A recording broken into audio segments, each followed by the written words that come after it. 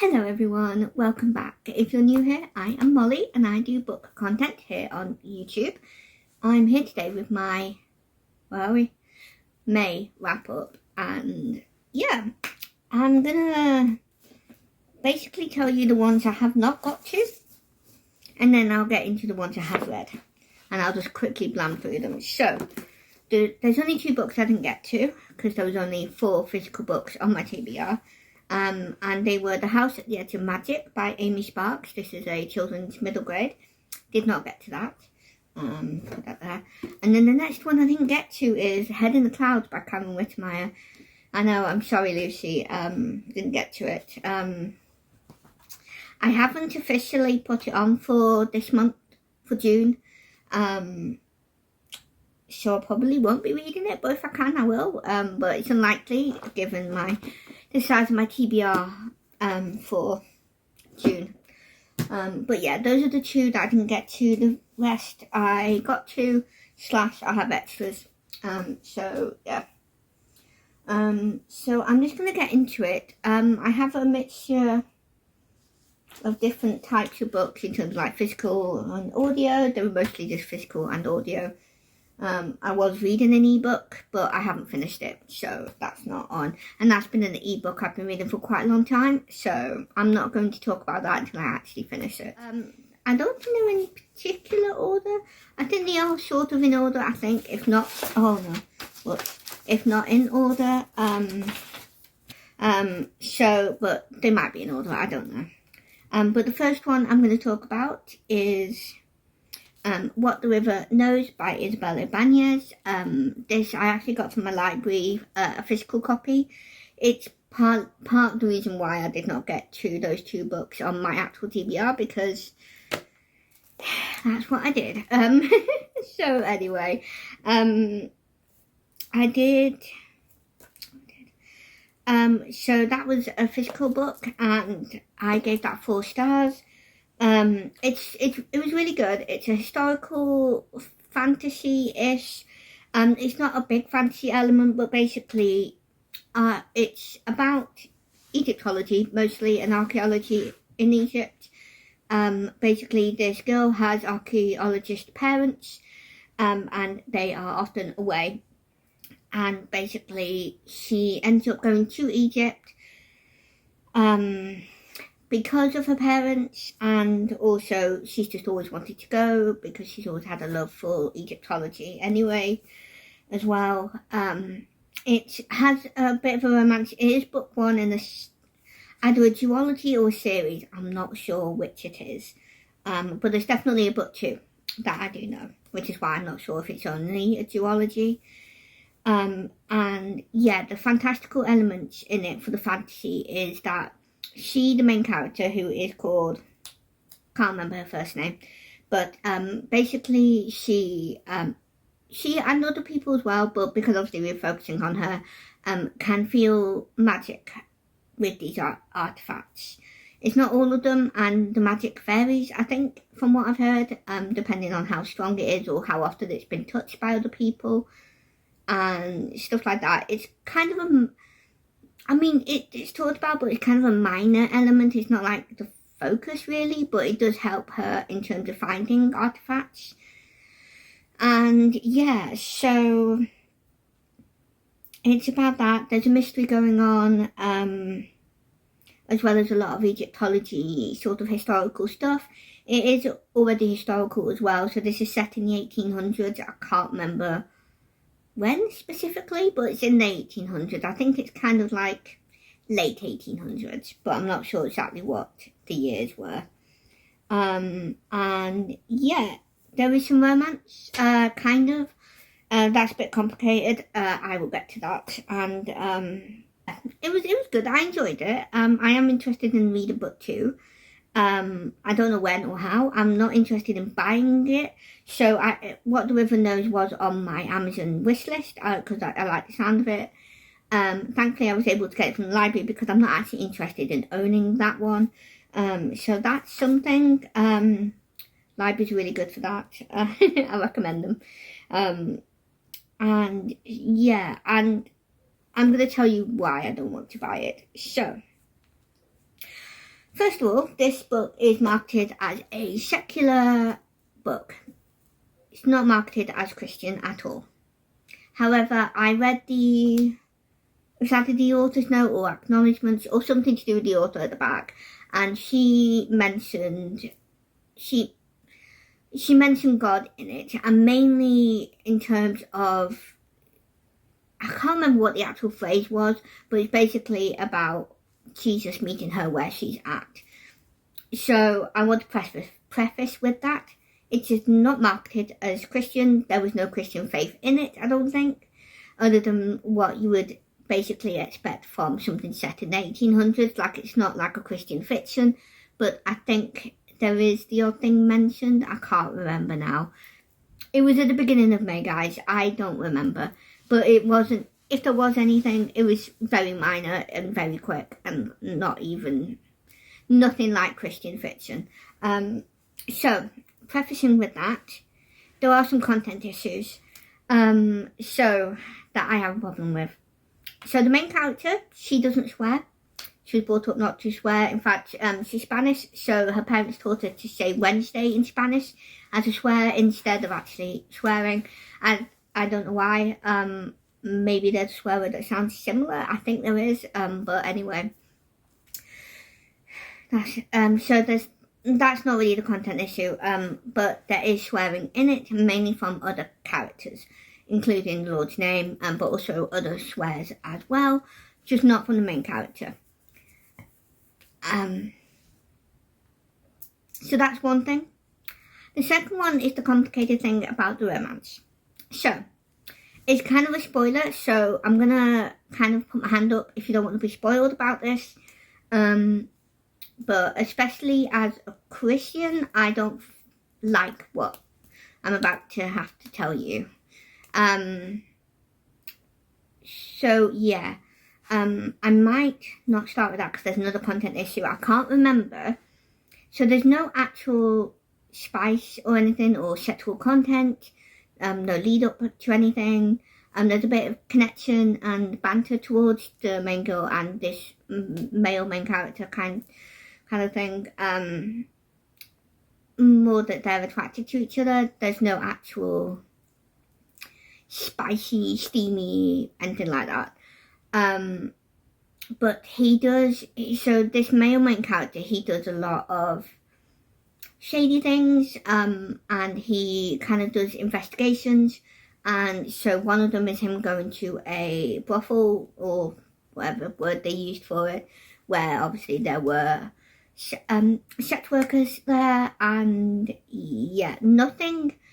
Okay, so there's no actual, his character doesn't do the deed, shall we say, but it is mentioned that this one woman who works there, that he wants to speak to get information or whatever, because we don't really know why he wants to speak to her. That doesn't get explained for his research or investigation or whatever, but it is mentioned that she takes some sort of covering off, and it mentions her chest area. Not technically, not in a sexual way, but sort of. Like, if it doesn't take much to, as Whitney very perfectly described this, if it doesn't take much to get your engine going, or something along those lines, you might find that quite sexual, but it's just, there's nothing actual sexual in it other than the mention of her chest. But nothing actually happens. There's no actual, not even like a lead up. Like, it's just, he's just there for his, investigation business, not to actually have adult fun times, I guess, whatever words you want to use, or phrases. So there is that. It was literally just like, it was a very short chapter. It was probably about that ish. I mean, it was a hardback, so it was quite big, but it technically wasn't even a whole page. It was like a couple of paragraphs, but like the paragraphs was probably quite short. So it's not, technically you could say that isn't content, but depending on what your personal views are and what you can handle, that might still be too much for you. You might not want anything like that. So that's easily skippable. But now let's get to the romance part of this guy and the main girl. I can't remember the guy's name either. I'm sorry. I'm not good with names sometimes, especially if it's been like a month. So I apologise. But, so, the romance. Okay, I'm going to put my hand up now because it is kind of spoilery because you don't really find out till like the latter part of the book. So I'm going to put my hand up for the spoiler. And then when I put my hand down, the spoiler will be done, and then you'll be able to watch it if you don't want to be spoiled, or depending on whether you want to, you consider the spoiler. So I'm going to put my hand up now, and I will talk about it. So, the romance. The main guy, okay, so there's no indication that he's single. I mean, kind of it there is, but there's also no indication that he isn't. So we just kind of assume for the majority of the book that he is single, stuff like that. We then find out that he isn't. He is engaged to be married to a woman from England. He's English. None of that is that important, really.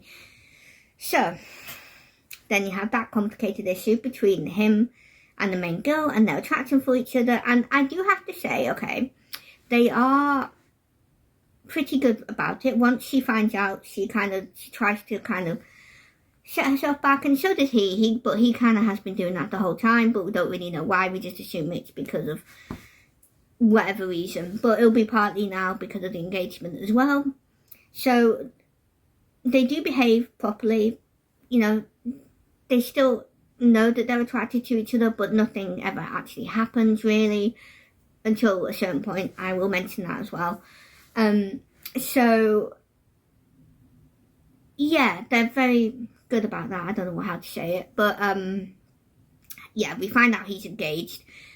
We do then find out that he's been engaged since he was a child, or since before he was born, because his parents were like, oh hey, we love this other friends of ours, they've got a daughter, we're having a son, we're going to get them betrothed so we can connect our families together, sort of thing. So very like the whole royalty sort of thing, that where you're like betrothed from birth or whatever. So, and they've never actually met, other than maybe, I think they might have met once or twice, but they don't really know each other. There's no relationship, there's no love between them, or respect, or anything like that.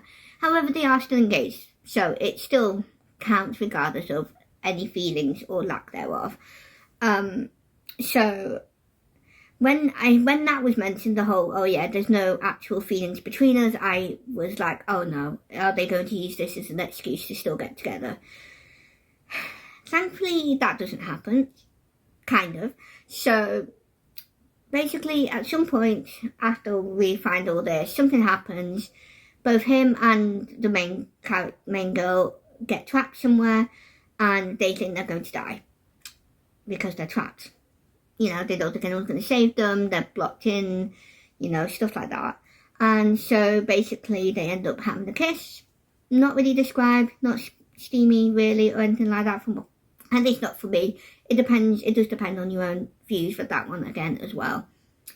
But I can kind of understand that if they think they're going to die, they're going to be like, oh hey, let's do this, I guess. I can understand it. I don't necessarily agree, but I understand it. But it turns out they get free anyway, and in the end, who is it who asks her? He then says, hey, why don't you marry me? Because there's a whole issue with the girl's inheritance and her money. Again, other different spoiler. So, but we don't hear an answer. We don't hear her say yes or no. But basically, the guy who is, you know, engaged, he said, hey, why don't you marry me instead? Because to be fair, he doesn't want to be married to this other woman from England. But anyway, so it's kind of left at that. That's literally right at the end of the book. So obviously reading the next book, we find out what happens and stuff like that. So there's no actual, the kiss is cheating, but there's no further than that cheating. So, as well as the emotional cheating as well, I guess there's that as well. Anyway, so I just felt uncomfortable about that, especially with the author being a Christian. Like, I know she's not writing a Christian book, that's fine, I don't expect anything like it in that. But you gotta have some morals here, woman. Like, why are you putting a possible cheating trope technically is a teaching trope into your book. Like why? And the swearing, okay? Just why? Why? So that's why I kind of gave it 4 stars for that. Because I'm like, I don't agree with this. Like, I expect it from non-Christian people to maybe put stuff like that in, but not a Christian. Like, you don't have to put your faith into your books for you to still keep things, you know, to your own morals. Unless her morals unless she's got weird morals or something. Maybe she does. Maybe I don't know what she's thinking, okay? That's what I'm saying. But anyway, so that's the content / spoiler. I'm going to put my hand down now. My hand hurts. No, my arm hurts. So yeah, that is the spoilery content. I apologise if you don't about that, but there we go. Yeah, so yeah, there is some content / spoilery things, like I was saying, that made me give this book a 4 stars, because especially with the woman being a Christian, even though the book isn't a Christian book, it's not marketed like that, I still think she shouldn't have written those things in, like the swearing and the spoiler thing that I was mentioning about relationships. So, and also that sex worker bit. Although that was kind of towing the line, it wasn't too bad. It's just more personal opinion with that one, I think, and convictions. So yeah, I just couldn't give it a 5 star. I think if it wasn't for that, or if she wasn't a Christian, well, no, if she wasn't a Christian, I still would have given that a 4 star anyway. But like, yeah, it's why I'm glad I didn't buy it, to be fair. Now I'm really glad. I took it off my Amazon wish list. It's not put me off the second book necessarily. Hopefully it doesn't get worse in the second book. But yeah, yeah, it's unfortunate that, because I was really looking forward to it. But I mean, 4 star is still good, and depending on your own point of view or whether you're okay with skipping things, you might be okay with it too. I don't know, but that's up to you. But yeah, yeah. Oh well. Okay, so now we're on to my next book. This is a book I was reading in April, but I didn't get to finish it. So I continued it into May as well, because I could, basically. And that book is Bram Stoker, author of Dracula, an illustrated biography by Neil R. Story. So, as the title suggests, this is a biography on Bram Stoker, and it's really good. It's got lots of like different pictures. You have like photographs as well as like drawings as well. Oh, there you go. There's one there, and artwork there. There's also bits of like quotes from either from people or from newspapers and magazines. There's even things like photographs of things like this, like adverts for like plays and stuff. So, and it goes through, I would say, pretty much everything. I would say it's very thorough. It's not too bad in terms of slowness, because of how much information there is. It's not too bad, especially once you actually get into it. Initially, it does go through Bram's ancestry a little bit. So it talks about people like his grandfather and stuff like that, I think. It was a while ago, so I can't quite remember. But it does go through a few people who are his family before we actually get to Bram Stoker himself. And then the majority is about him. But yeah. So that bit was a bit slow. But once we get into like actual author Dracula here, it gets interesting. And there's a lot of different things. It goes through a lot of different things. It goes through from birth to death. A little bit after as well, in terms of his books, and his wife, I think, who was still alive at the time. And there were definitely lots of things I've learned, like how he was around lots of quite very famous people because of his work. So he worked at the Lyceum Theatre and stuff like that, and therefore he would meet he would know. He had met and even knew quite a lot of famous people, especially theatre actors, fellow authors, I think, as well. So he basically was kind of like a manager of some sort. He did a lot of hard work. He worked really hard. But yeah, he knew people like, is it John Irving? I always get his name wrong. I think it's John Irving. Oh, I don't know. But anyway, Irving. Oh, Henry Irving, not John Irving. Henry Irving, the famous actor from the time that he is there in Faust. So yeah, he knew a lot of very famous people of different types. Most of them are artists in some form or another, either through writing or acting. So yeah, I learned a lot of different things about him that I didn't know about. I did know he was Irish, but I had forgotten, and I didn't know initially, because he does move to London at some point, and he did actually have kids. I think he had one, I think, or maybe two. I think it was just one now. But he actually did have a kid, but there's no living family members of his immediate family, of like from his own, the fruit of his loins, shall we say. But yes, so that was interesting. That's why, if any of you remember, I read Dracula, which is by Dacre Stoker, and he is Bram Stoker's great-grandnephew, I think is who he is. So it's only like siblings, family basically, that are still alive of Bram's from the Stoker family. So it's really interesting, and it's really interesting hearing some of the names of like friends and family, because some of them are people that sound like people from the Dracula books. Well, book, the one book. So yeah, it was really interesting. I really enjoyed it. I always love when non-fiction has pictures. I think it just adds so much more to it. So yeah, I think if you're a big lover of Bram Stoker, you'll probably love this. I think if you're just a mild, like, you've liked him and you're interested in him, but you're not massively like, whoa, I love Bram Stoker and stuff, you probably won't like this, because it is very thorough.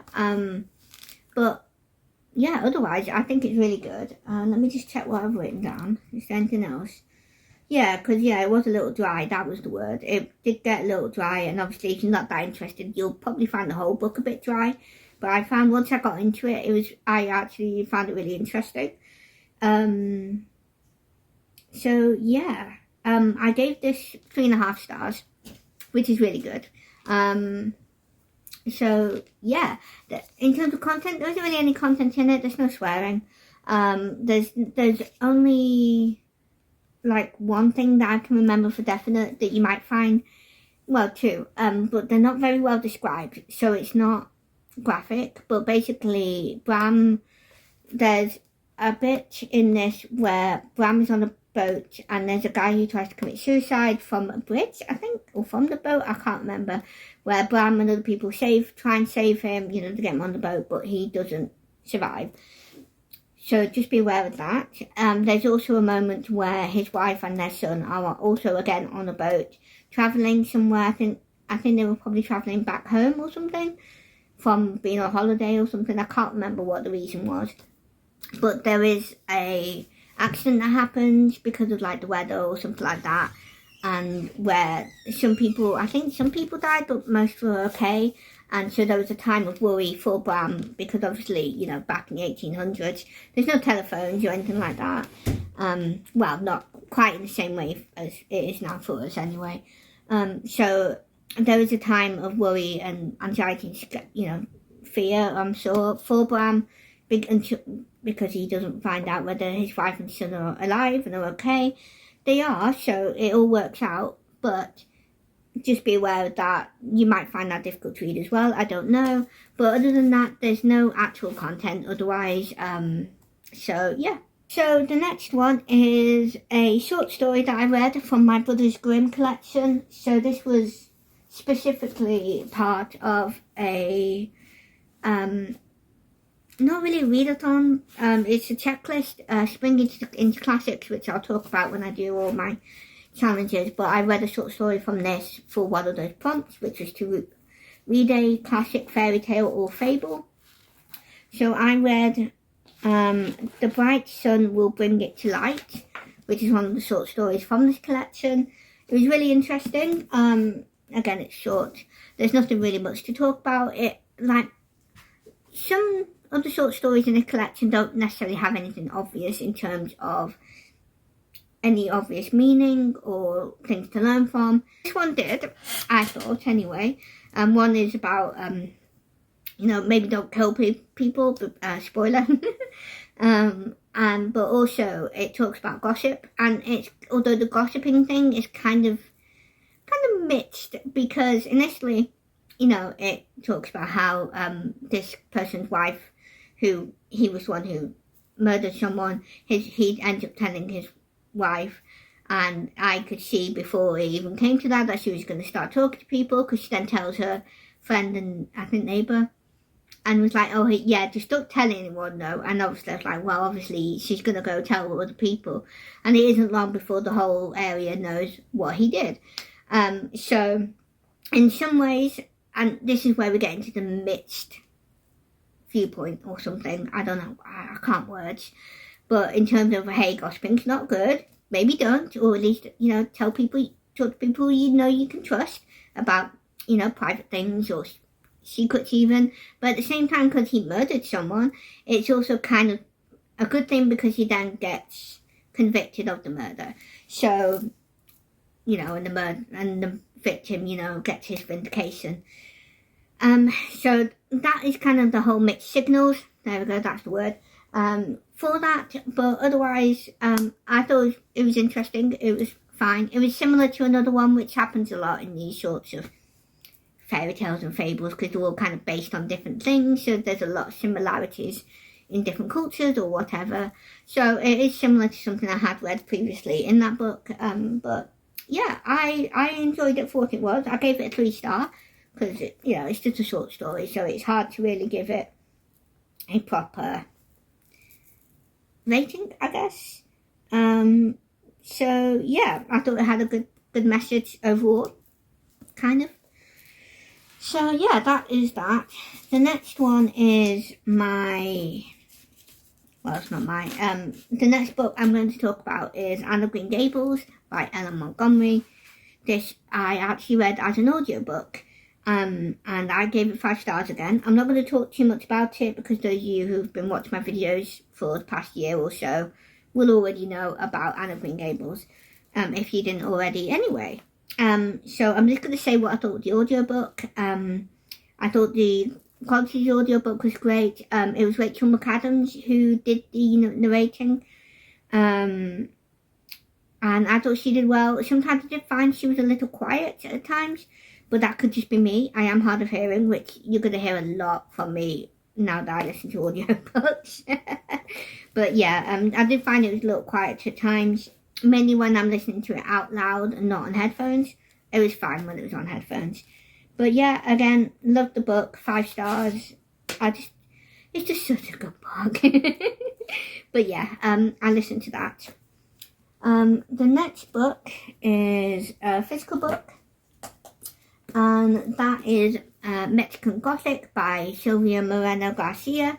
This is I would probably say adult horror. I wouldn't really say it's YA, although it's not very, in general, it's not very adult, I guess. Well, it is adult.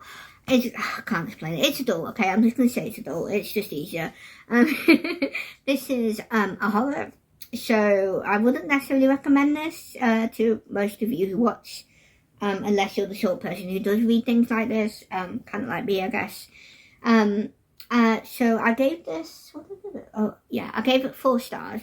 So I did enjoy it, which is kind of weird to say given the topic of it being a horror, but I thought the book was good.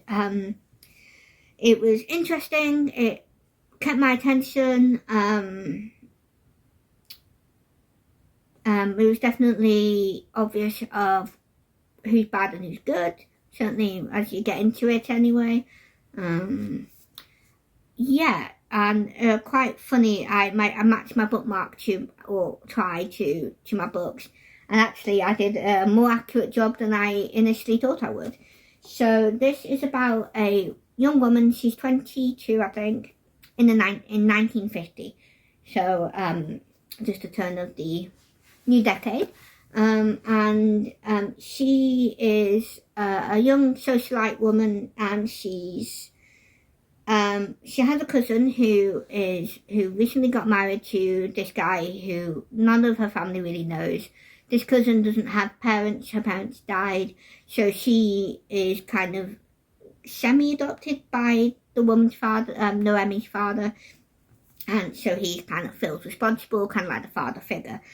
And so, and basically what happens is that he receives a letter from Noemi's cousin. What is her cousin's name? I can't remember her cousin's name, but anyway, she sends a letter to him saying that something's wrong and she wants Noemi to come and visit. Does she say something's wrong? I can't remember, but she wants her cousin Noemi to visit. They're very close, they love each other, sort of thing. And so Noemi goes to visit, and they're in Mexico, but you kind of can't necessarily tell that they're in Mexico because the family who her cousin's married to are British, who moved to Mexico, and so you definitely have that sort of gothic English manor sort of place in Mexico, so you kind of have that sort of not Mexico, Latin America feel to it, even though it is set there. Because including the weather as well, it's very English-like. Because there's mist, it's quite damp and rainy. I think they're quite high in altitude. I think they're like high in the mountains somewhere. So I think that's why. So yes, basically everything on the surface looks okay. Her cousin just seems to be ill, but the longer that Noemi stays here, the more weird things start happening. Noemi herself starts having these weird dreams that are kind of like visions. Excuse me. She starts seeing things. Just weird things are happening. She has nightmares, stuff like that. And basically she's trying to find out what's going on. And she starts thinking maybe her cousin isn't actually ill in the normal sense. And maybe the house is making her ill or something like that. So we kind of have a bit of a mystery going on, find out what it's about, and stuff like that. So there's quite a few content issues. Obviously it is creepy / scary depending on your tolerance with these things. I didn't find it too scary, but I do have quite a high tolerance, especially in terms of books that are horror. Films, no, I don't have a high tolerance for those. But yeah, but it is suspenseful. There is content that it's very much kind of body nature horror, so just be aware of that. I'm trying to think. There's also vaguely kind of sexual content. It's weird, okay, and I'm going to tell you why it's weird. So that content, it's kind of visions, so it's not really happening. And basically twice she gets it. One of them is more obvious than the other as to whether it's sexual. One of them, it's very vague, and when you're reading it, you're like, that kind of sounds like intimate scenes, but it's hard to know. But then something else happens later on, a little bit later on, where it's definitely a lead up to it. Nothing actually happens. It's not really steamy or spicy, but you can tell it's trying, at least something is trying to get her to, it's a vision or dream of sex. But, and also it's her cousin's husband who is trying to do it the second time.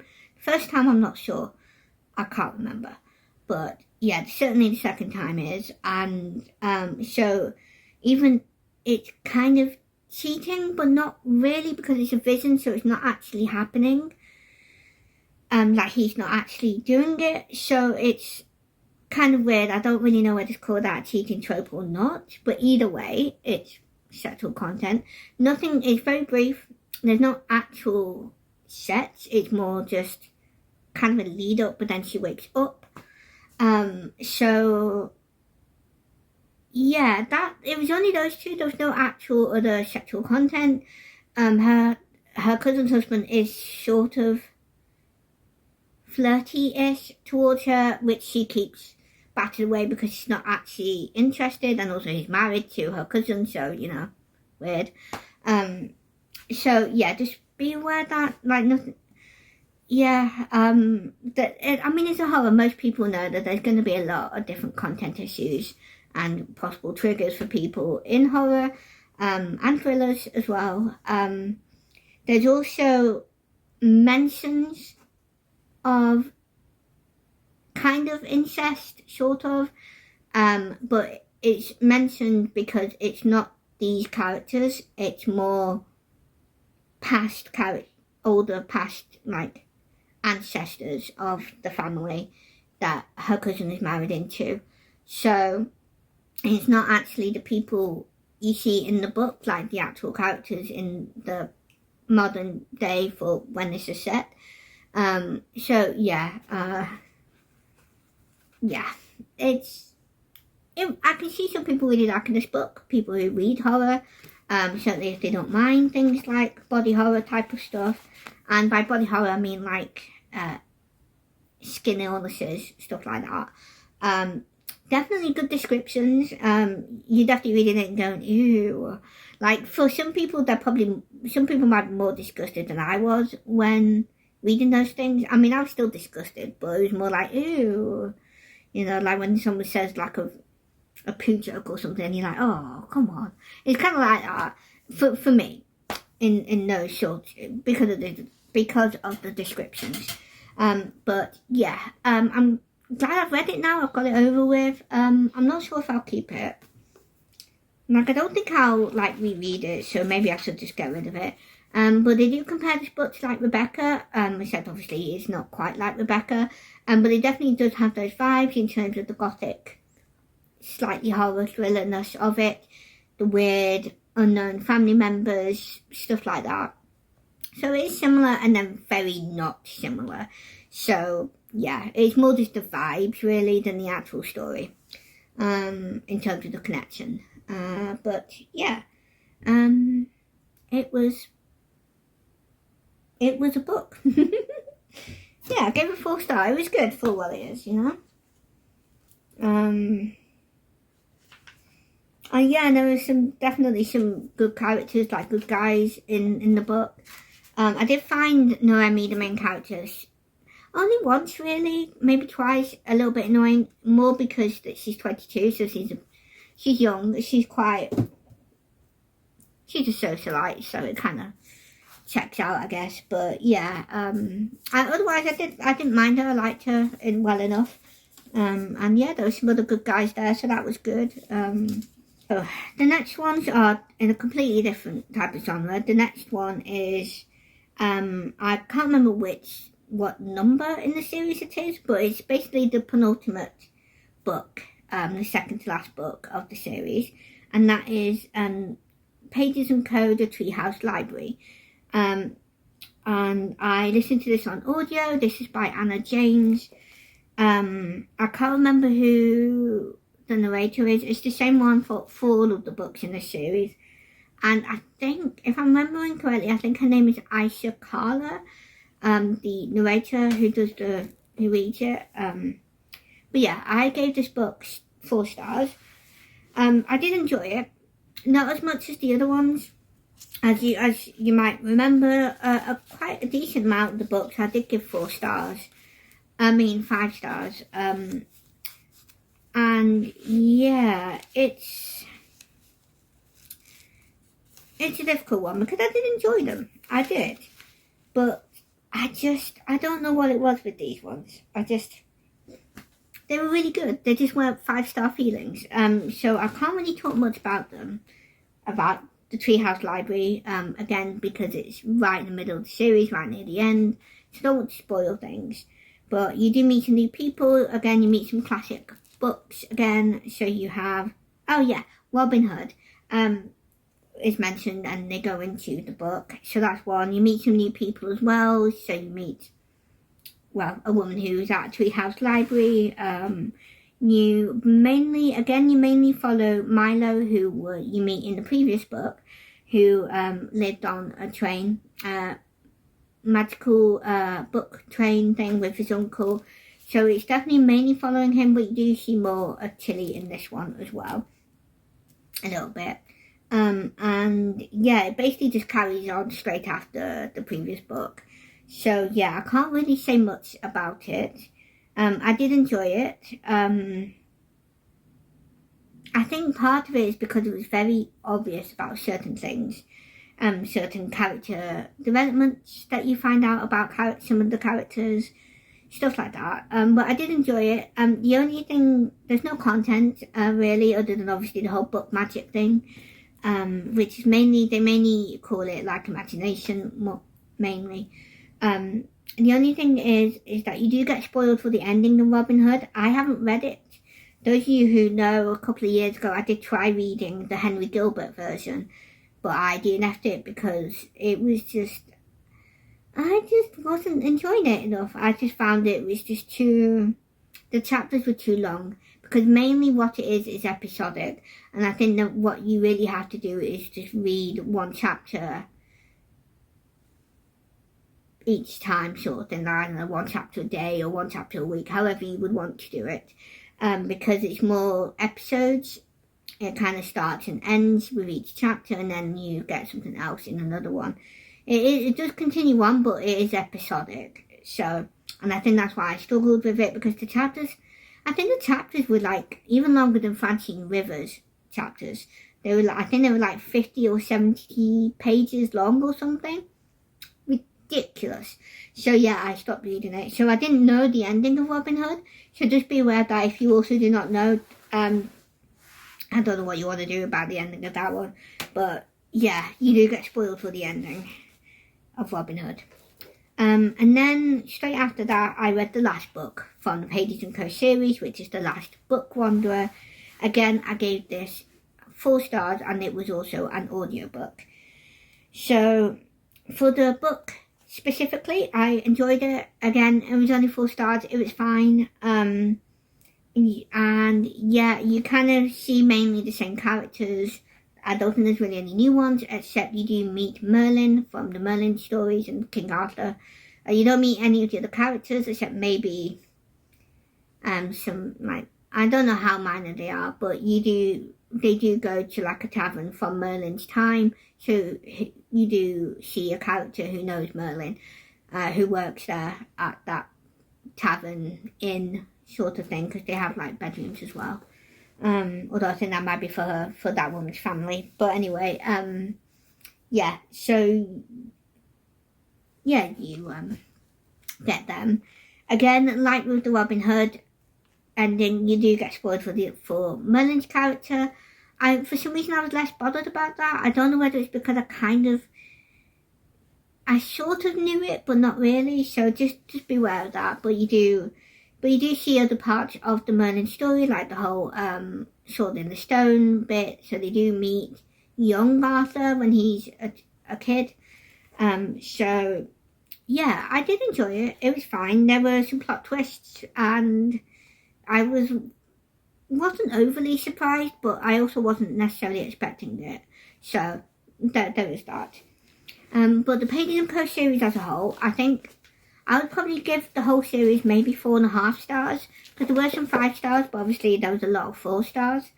So I think 4.5 is probably more accurate, or otherwise just a 4 star if I couldn't round up or something. No, I couldn't do a half star, I mean. I did find that Anna James just put too much into these books, because there were some plot holes, or at least I think they were plot holes, because I don't remember hearing them getting fixed, unless it's implied they were fixed because of the other stuff that was happening. I have no idea, and that's my problem here. So that is the only thing about the series as a whole. I think she just had too many different plots and storylines, and I think, from what I can remember, I think most of them have been wrapped up, but there is one that wasn't, and or at least the way she's written it, you don't know if it's been wrapped up, because there's no indication that it got fixed because they fixed something else that was going on that's connected, or what, I don't know. But yeah, so I think I did enjoy it as a whole, and I do think kids will probably love this book, especially if they're book lovers. So yeah, yeah, I did enjoy it though as a whole, and I have mainly no issues mostly for the series as a whole in terms of content, so that's good. So yeah, that was an audiobook as well, by the way. I listened to both of those. Yeah, that's it. So that's cool. I've actually finished the series, which I'm not very good at, guys, if I'm honest with you.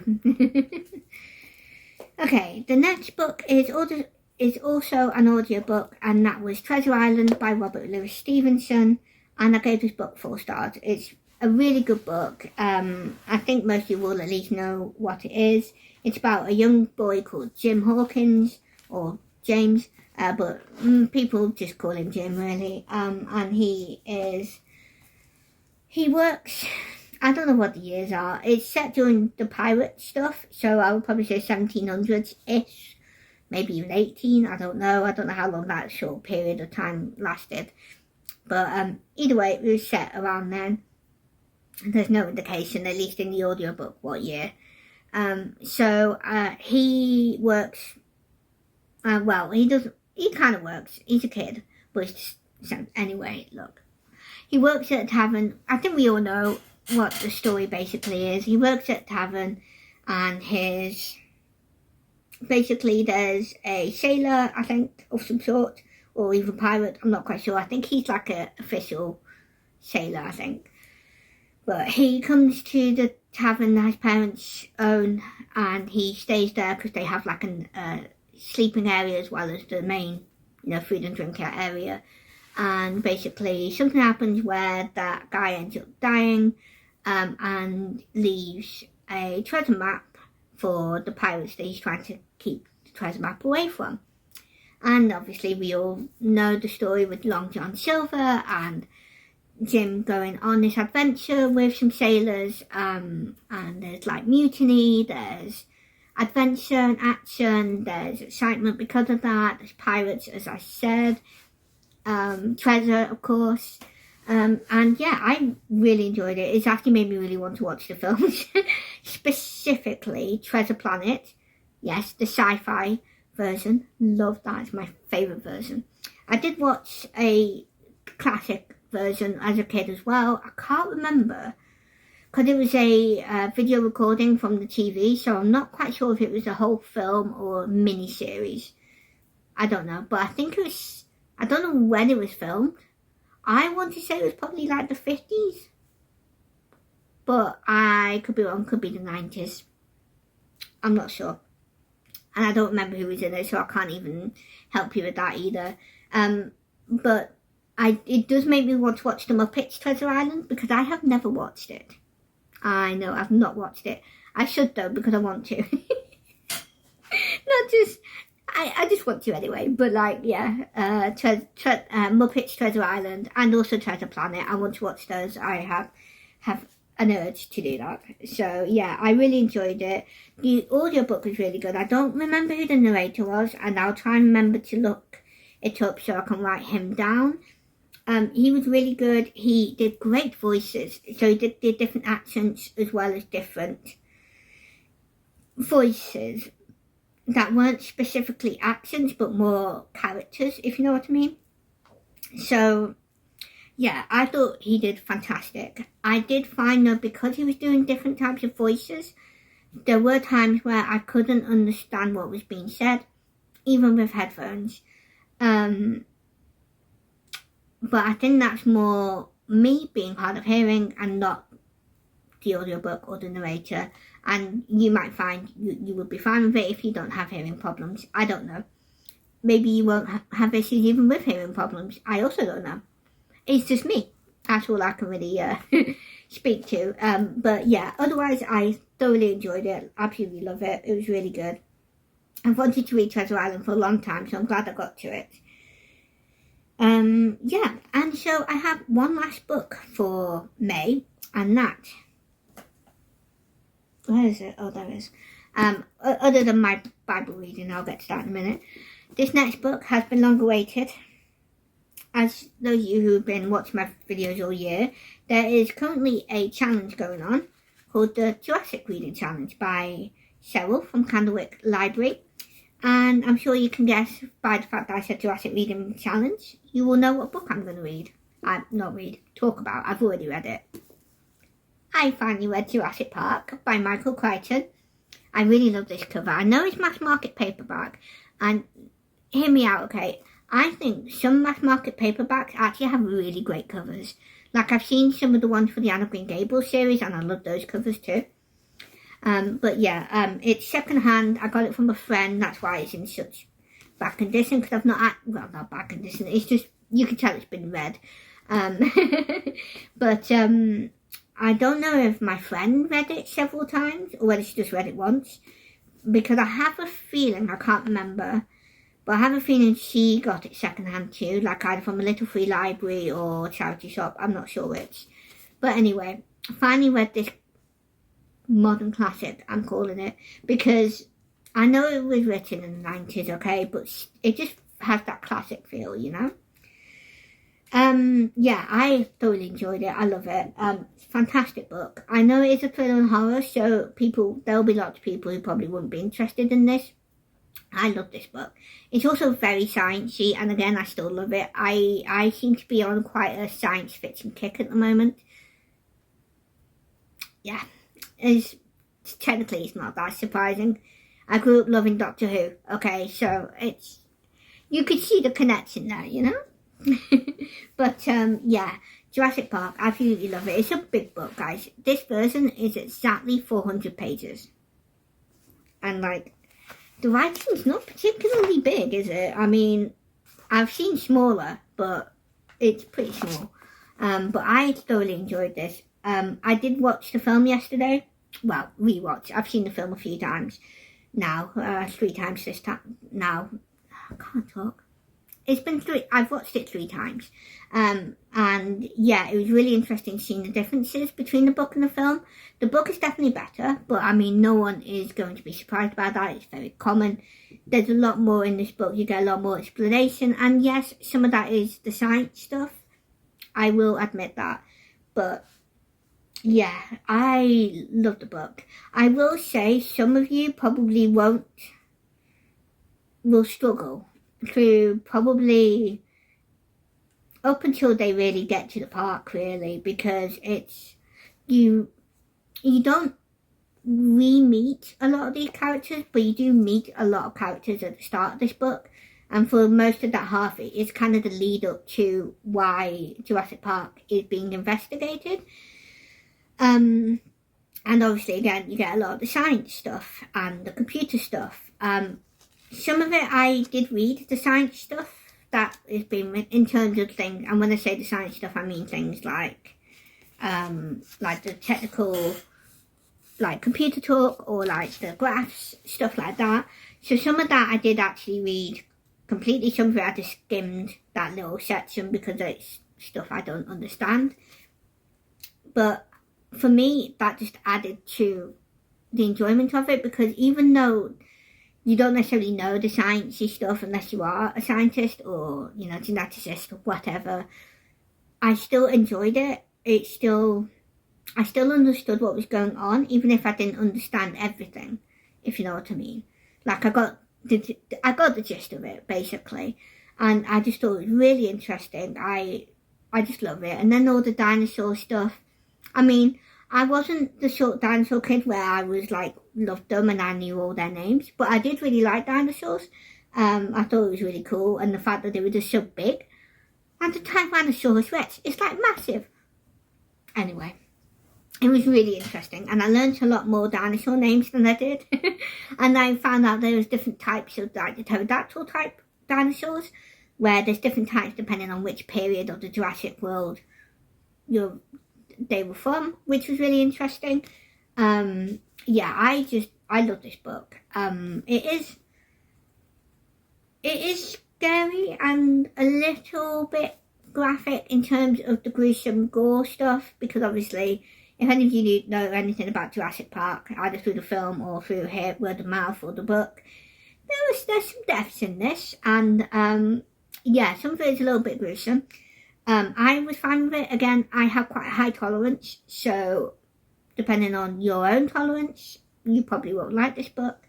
But I did really enjoy it. It was suspenseful. The writing is so good because, like I was saying, a lot of people might find like the first half of the book that leads up to going to the park, you would find it quite slow, probably boring. I didn't know. I mean, I don't know whether it's because I already know the story because I have seen the film already, or whether because I know the context, or whether it's just Michael Crichton's writing. It could just be that as well. I was just gripped. I was really interested. Now, it still took me a while to read this book. It's 400 pages. I'm a slow reader, so it did take me a little while to read it, but it wasn't because I wasn't interested or I got bogged down with the science or the first half of it being slow or anything like that. The writing was still really good where I was gripped. I wanted to know what was going to happen. I was really interested. And there were so many, and now, if you've seen Cheryl's video on Jurassic Park, the book, and I think she does the film as well, she goes really in depth, so it's definitely not a video for you to watch if you don't want to be spoiled for things. I don't mind, because also I've already seen the film, so there's not very much I could be spoiled on, other than one of the characters. There are differences between the films and the book, which were really interesting. Like there's a character in the film that doesn't die who is actually supposed to die, who does die in this book. So that's really interesting. Actually there's two of them. So that was really interesting. And I already love, so there's a character, Ian Malcolm. Those of you who know the film will know he's played by Jeff Goldblum. I love his character. I loved it in the films. Great. Not just because of how he looks, okay? It's not just that. It's just that it's his mind and his reasonings for why the park shouldn't exist. I'm like, yes, I agree. 100%. And in this book, there's some great quotes. I already knew this from Cheryl, but there are just, I don't normally indicate quotes. I'm not really that sort of person. But I did pull down a couple of corners of Malcolm and his quotes, because there were some great things in here. So like in my version on page 311 to probably 13 really, Malcolm talks about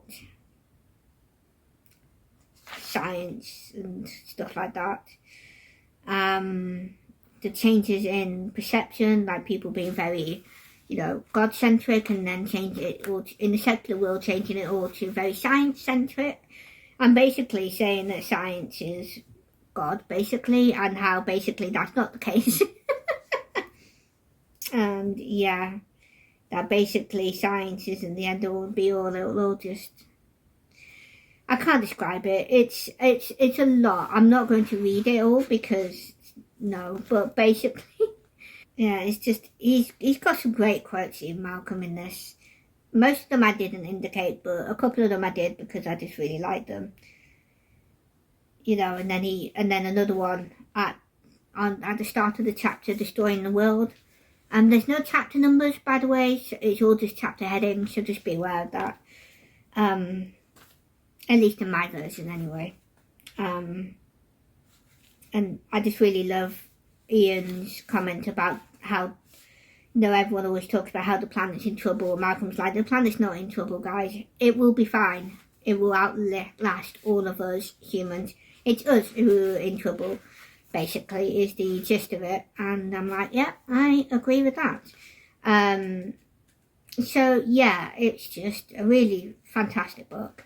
I do have to say that there are still quite a lot of characters throughout the book, so just be aware of that. If you struggle with a lot of characters, you'll probably struggle with this book. I would say if you're uncertain about the book, you might prefer the film.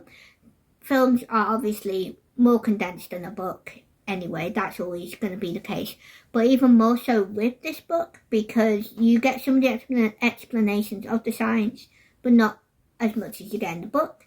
You do get some of the ethics of the whole genetic modification and, you know, bringing things back from the dead, stuff like that, playing God, basically. Because that's basically what this book is about. It's about that. And the same thing with the films.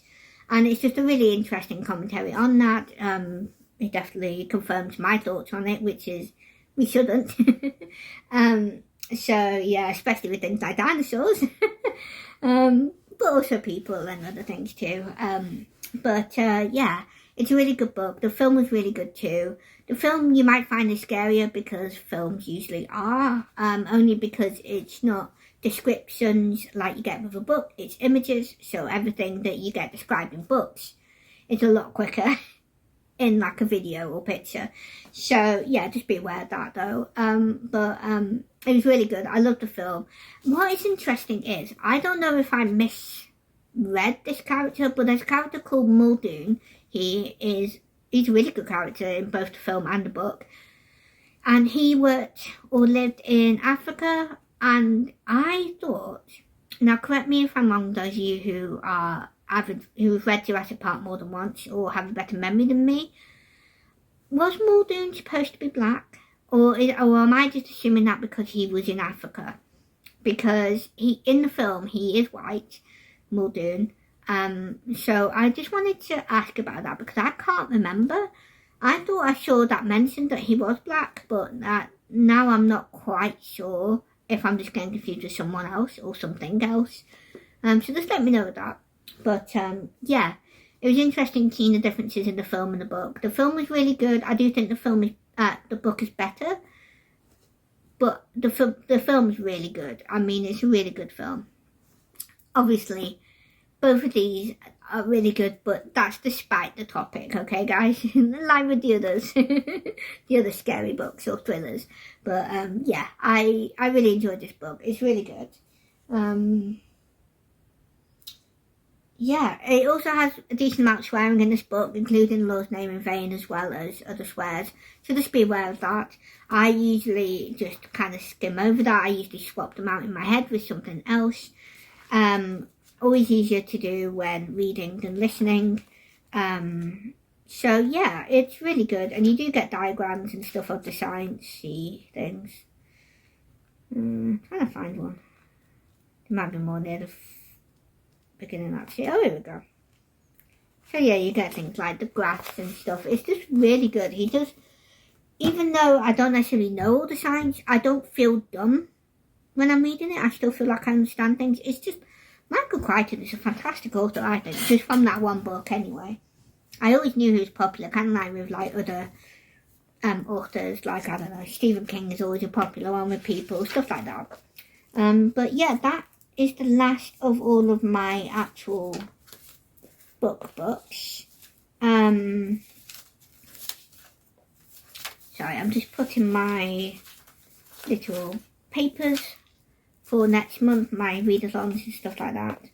Right, so now that I've gone through all my books, let's talk about my challenges and my readathons. So I'm going to start with my yearly challenges and then we will go from there. Right, yeah, I'll just start from the start of my list. So the first one on my list is the Read Your Bookshelf Challenge that Chantel is doing.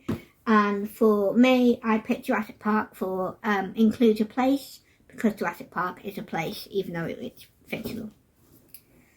Then for K3, her Christian Fiction Challenge, I used Anna Green Gables for 5 stars by Ellen Montgomery. And then for the Jurassic Reading Challenge, for me, it's Natural Disaster or Extinction. I am going to use Jurassic Park for this because even though they do events, they do, people do survive this. it's very much about extinction. Like, these people, I think most of the people, or a lot of the people did die. There's also the whole extinction element with the dinosaurs, the fact that they were extinct and now technically they're not. There's not really any natural disasters unless you want to count being attacked by dinosaurs a natural disaster. But I'm going to use this for that, for the extinction one, because, you know, the people on the island are threatened with their own extinction on the island because of everything that goes wrong. So I'm counting that and I'm sticking to it. Okay, then the next one is, and that's by Cheryl from Candlewick Library, the Jurassic Reading Challenge. I also used April for as well, because I didn't actually initially put a book for that in April, because I thought nothing really counted. I was told that actually there were books that could have counted, but I had already, before seeing that comment on my video, already put What the River Knows by Isabel Ibanez for Mistaken Identity, which is April's prompt for Jurassic, because there is a mistaken identity trope. So yeah. The next one is Anne's Reading the Classics Challenge, and again I did 2 prompts in one because I didn't finish books. So I did April for Bram Stoker, because that was a biography or memoir. And then I did Anne of Green Gables for May, which was just a free space, basically, yeah, random choice. Technically not American, but she's Canadian, so I'm counting it, kind of. And it's classic, so that's the main thing. I did not do Read with Winnie the Pooh.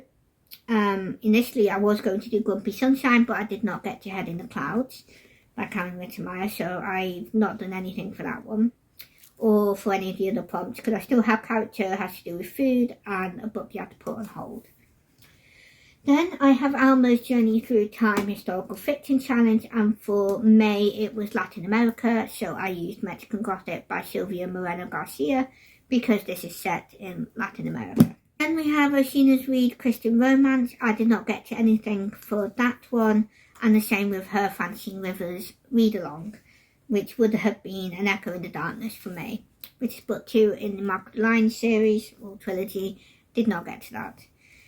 And then for Cat's Biblical Reading and Retelling Challenge, for May, the prompt was old, so I picked a book in the Old Testament, and I felt led to read Proverbs, so I read the book of Proverbs. Technically, I did one proverb chapter a day, because there's 31 chapters, and there thankfully were 31 prompts days in May, which was fun. Sometimes I have to double up and read 2 in one day, but yeah, basically it was 1 a day, so I have read that now for Proverbs. And those were my yearly challenges. Now let's get to my monthly readathons. So there's no new monthly readathons for me, but Sarah from Sarah Collar was doing Spring into Classics checklist, and that was for April and May. So I will tell you what I did for these prompts. So one of them I had already done in April, and that was to read a classic novel or novella, and that was the first Narnia book, The Lion, the Witch and the Wardrobe. I had already done that. So these are the books that I read in May for her checklist. So I read a children's classic. I used Treasure Island by Robert Louis Stevenson for that one. Then I did reread, the next prompt was reread a classic story, and I reread Anne of Green Gables by Ellen Montgomery. Then the other prompt was to watch a classic adaptation, and I watched the 2000s adaptation of The Lion, the Witch and the Wardrobe, because I had already read that, and I was like, you know what, let's watch that. I've not watched it since I was a kid, so it was interesting seeing the film. And then the last one was to read a classic fable or fairy tale, and I read one of the short stories in the Brothers Grimm collection. And that was it. and that was all I had. So that is everything I read in May. How did you do in May? What did you read? What were your favourite books of the month and least favourite even? My thing is twisted. There we go. I think my least favourite was probably the Pages & Co. series. Not because they're the least in stars. I have lower stars than that. But, yeah, they were just fine. But I think my most favourite was probably Jurassic Park and Treasure Island. I think they were my favourites of the month. So, yeah. Thank you so much for watching. Let me know what you read in May and everything like that. And, yeah, I don't really have anything to say, I don't think. I hope you enjoyed it. Make sure to leave a comment, like and subscribe if you haven't already. Yeah, I will see you all next week. God bless. Love you all. Bye.